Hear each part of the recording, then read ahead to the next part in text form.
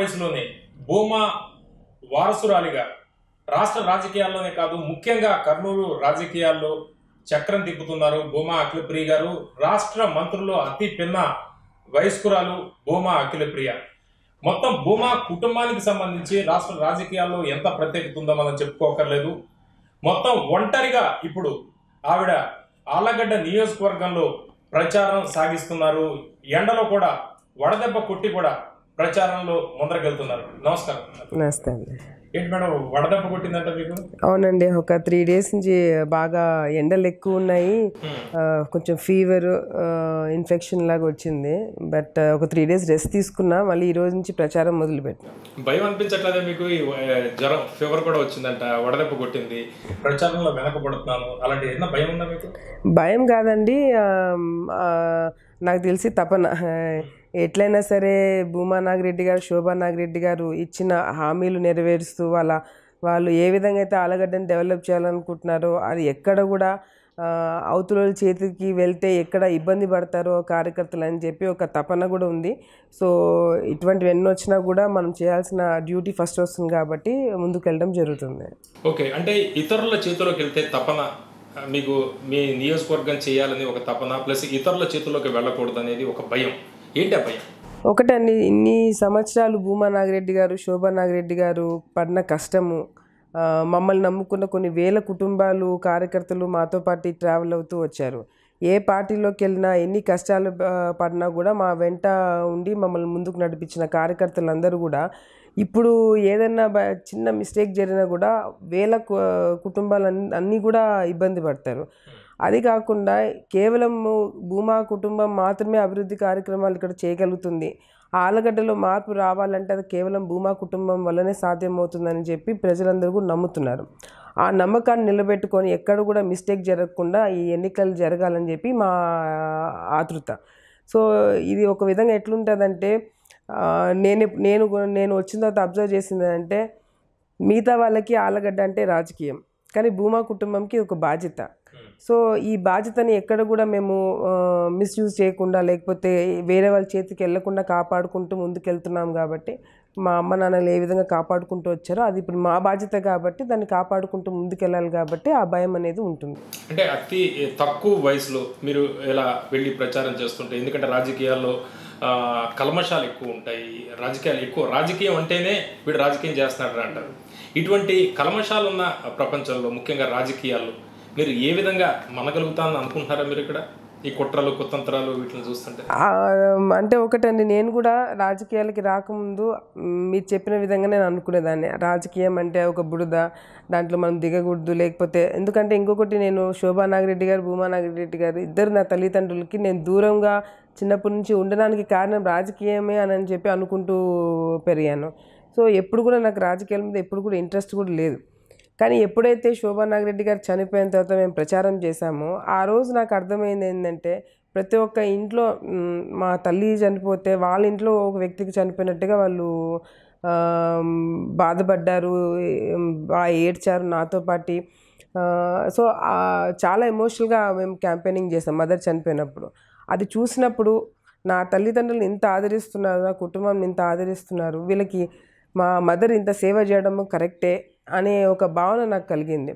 So ఎప్పుడు కూడా శోభా నాగిరెడ్డి గారు చనిపోయిన తర్వాత మేము క్యాంపెయినింగ్ చేశాము. లేదంటే నేను రాజకీయానికి నేను వచ్చినప్పుడు కానీ, నా ఫాదర్ నన్ను తీసుకొచ్చి ఎమ్మెల్యేగా నిలబెట్టినప్పుడు కూడా దాని ఇంపార్టెన్స్ అనేది నాకు తెలిసింది. రాజకీయం అంటే సరే ఒక ఒపీనియన్ ఉన్నింది, అది మార్చాలి. మనము మిగతా వాళ్ళ కాకూడదు, ఒక నమ్మకం ప్రజలకు ఇవ్వాలి. మనం బయట ఉన్నప్పుడు ఒక 5 మందికో 10 మందికో సహాయపడగలుగుతాం. అదే మనం రాజకీయాల్లో ఉంటే కొన్ని వేల మందికి, లక్షల మందికి మనం సహాయం చేయగలుగుతాం.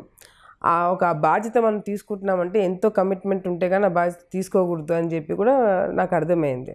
సో బయట నుంచి రాజకీయాలు ఎట్లున్నా కూడా మైండ్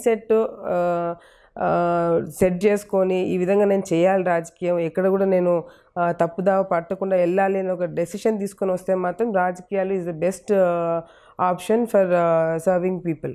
సో అది అందుకు నేను మదర్ ఫాదర్ చనిపోయిన తర్వాత ఇంకా ఎక్కువ కమిటెడ్గా పాలిటిక్స్ తీసుకోవడం జరిగింది. అంటే ఇప్పుడు మనం చూస్తుంటే మిమ్మల్ని కేంద్రీకృతం చేసి మీ చుట్టుపక్కల మొత్తం రాయలసీమలో కర్నూలులో ఎక్కువగా రాజకీయాలు జరుగుతున్నట్టు మనకు కనిపిస్తాయి. మీ దగ్గర మీకు చాలా దగ్గరగా ఉన్న వాళ్ళు కూడా మెల్లగా దూరం వెళుతున్న పరిస్థితి, అప్పుడు మీకు ఏమనిపిస్తుంది? బాధ అయితే ఉంటుందండి. అంటే దగ్గరగా అంటే ఒకటి, ఇప్పుడు మనం చేయాల్సిన ధర్మం మనం చేస్తాము, తర్వాత ఎవరిని మనం కంట్రోల్ చేయలేము. ఇప్పుడు నమ్మిన వాళ్ళు నమ్మక ద్రోహం చేస్తారని ఎవడు అనుకుంటాడు? మన ధర్మం ఏంది? వాళ్ళు మనల్ని వచ్చి సహాయం అడిగినప్పుడు, మన కార్యకర్త అనుకున్నప్పుడు మనం సహాయం చేసినప్పుడు మనం చేయాల్సిన ధర్మం మనం చేస్తాము. రేపు పొద్దున మనకు ఉండాలా ఉండకూడదా, మనకి వెన్నుపోటు పొడిచాలా, మన దగ్గరగా ఉండి మనకి బలం ఇవ్వాలా అనేది అది వాళ్ళ నిర్ణయం.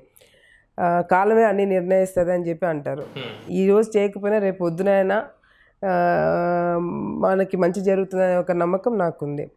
ఈరోజు నేను ఎక్కడ కూడా ఒకరితో మాట అనిపించుకోకుండా నేను రాజకీయం చేశానని నేను అనుకుంటున్నాను. నన్ను నమ్మి నా కాడికి వచ్చిన వాళ్ళకి ఎవరికి నేను అన్యాయం చేయలేదు. అదేవిధంగా ఆ పనులన్నీ కూడా చేసి పెట్టడం. అంటే భూమా వారసత్వాన్ని కొనసాగిస్తారు మీరు, అంతే కదా, తప్పదు. అది కాకుండా ఈరోజు ఎక్స్పెక్టేషన్స్ కూడా మదర్ ఎట్లా చేసినారో, ఫాదర్ ఎట్లా చేసినారో ఆ ఎక్స్పెక్టేషన్స్ నా మీద పెట్టుకున్నారు జరిగింది. అది రాజకీయాలకి నేను కొత్తగా అవ్వచ్చు. 20 years ఎక్స్పీరియన్స్ ఉన్న మా మదర్ని 4 సంవత్సరాల ఎక్స్పీరియన్స్ ఉన్న నన్ను కంపేర్ చేస్తున్నారు. కానీ ఒక విధంగా అది సంతోషమే, కానీ ఇంకొక విధంగా అది ఒక బాధ్యత కూడా ఎక్కువ నా మీద పెట్టడం జరిగింది. అది ప్రజలు కానీ, కార్యకర్తలు కానీ, నా ఫ్యామిలీ మెంబర్స్ కానీ. శోభా నాగిరెడ్డి గారు, భూమా నాగిరెడ్డి గారు చిన్న వయసులో రాజకీయాలకు వచ్చారు. నేను నా ఏజ్లో ఉన్నప్పుడు వాళ్ళు కూడా రాజకీయాలకు వచ్చారు. అప్పుడు ఇంకా ఫ్యాక్షన్ అంతా చాలా పీక్లో ఉన్నింది. ఆ టైంలో ఆ ఏజ్లో వాళ్ళు బాధ్యతలు తీసుకొని, కుటుంబ బాధ్యతలు కానీ, లేకపోతే ఫ్యామిలీ ఇబ్బందులు కానీ, లేకపోతే పాలిటిక్స్ కానీ అన్నీ మీద వేసుకొని చేసుకోవడం జరిగింది. ఇప్పుడంటే కొంచెం అవేర్నెస్, ఎడ్యుకేషన్ అంత పరంగా డెవలప్ అయినారుగా, అప్పట్లో అది లేదు. అప్పట్లో కూడా ఆ ఏజ్లో కూడా వాళ్ళు నెట్టుకొని రావడం జరిగింది. అదేదో ఇంకా వాళ్ళ తరం అయిపోయిన తర్వాత మా తరంకి కూడా అదే పరిస్థితి పట్టింది. చిన్న ఏజ్లోనే మాకు కూడా బాధ్యతలన్నీ మా మీదకి రావడం కూడా. సో ఇవన్నీ కూడా ఎక్కడ కూడా ఇప్పుడు గతంలో భూమా నాగిరెడ్డి గారు ఏ విధంగా రాజకీయాలు చేశారో, ఎవరైతే ఆయన నమ్ముకొని ఆయన కాడికి వచ్చిన వాళ్ళు ఎవరు కూడా ఆయనకి ఎప్పుడు తనానికి చెప్పి తీసుకోవడం జరిగింది. నేను కూడా అంతే. ఇప్పుడు ఎవరన్నా మన కాడికి వస్తే నేను చేసి పెడతాను పనులు, అవన్నీ గుర్తుపెట్టుకుంటారు లేదనేది అది వాళ్ళకి వదిలేద్దాం. కానీ ఈరోజు ఎవరు వచ్చినా ఎవరు లేకపోయినా కూడా భూమా కుటుంబము చాలా పెద్దది. కార్యకర్తలు కానీ, ప్రజలు కానీ చాలా పెద్ద కుటుంబం. మేమందరం కూడా కుటుంబ సభ్యులాగే ఉంటాము. సో ఒకరో ఇద్దరో పోవడం వల్ల వచ్చిన నష్టం ఏదైతే ఏం జరగదు. ఓకే, మీరు మొదటిసారి అంటే ఎమ్మెల్యే అయ్యాక ఇప్పటికీ అప్పుడు జనాన్ని చూసిన తీరు, ఇప్పుడు పర్స్పెక్టివ్, ఇప్పుడు చూసిన తీరు మీకు ఎలా అనిపిస్తుంది? అప్పటికి ఇప్పటికీ రాజకీయాల్లో ప్రజల్ని చూడడం, వాటిల్లో ఏ విధంగా మీకు తేడా కనిపిస్తుంది? చాలా తేడా ఉందండి. నేను ఎమ్మెల్యేగా వచ్చినప్పుడు చాలా ఇబ్బందులు పడ్డారు. అంటే అనుభవం మీకు ఎటువంటి అనుభవం వస్తుంది రాను రాను? అదే చాలా ఒక విధంగా చెప్పాలంటే వైఎస్ఆర్సీపీలో ఉన్నప్పుడు నాకు చాలా ఛాన్స్ దొరికింది సమస్యలన్నీ తెలుసుకోవడానికి, గ్రౌండ్ లెవెల్కు వెళ్ళడానికి, ఎక్కడ ఏం జరుగుతుందో అన్నీ తెలుసుకోవడం, ఒక అవగాహన అయితే వచ్చింది. ఆ వచ్చిన అవగాహనతో పవర్ చేతికి వస్తే, అంటే తెలుగుదేశం పార్టీలోకి వచ్చిన తర్వాత ఏదైతే ఒక ఎమ్మెల్యేగా ఒక అధికారం పార్టీలో ఉంటే ఏ విధంగా మన పనులు చేసుకోగలుగుతాం అనేది కూడా ఆ పవర్ చేతికి రాగానే ఏదైతే ఇబ్బందులు మేము ప్రజల్లో పడుతున్నారో చూసామో అవన్నీ కూడా నేను తీర్చగలిగినాను. సో రెండు ఫేస్ అయినా నేను. అదేవిధంగా ప్రజలు పడే సమస్యలే కాకుండా భూమా నాగిరెడ్డి గారి మీద ఉన్న కేసులు అప్పుడు మేము తిరగడం కానీ, లేకపోతే మదర్ చనిపోయిన తర్వాత మేము చేయాల్సిన రాజకీయం కానీ, సో ఇవన్నీ కూడా యాక్చువల్గా నేను రాజకీయాలకు వచ్చినప్పుడు ఆలగడ్డలో ఎన్ని మండలాలు ఉంటాయో తెలియదు, ఎన్ని ఊర్లు ఉంటాయో తెలియదు, లీడర్లు ఎవరో తెలియదు, మన వాళ్ళు ఎవరో తెలియదు, ఏమీ తెలియదు. సడన్గా ఫాదర్ నా పేరు అనౌన్స్ చేయడము, నేను రాజకీయాలకు రావడము జరిగింది.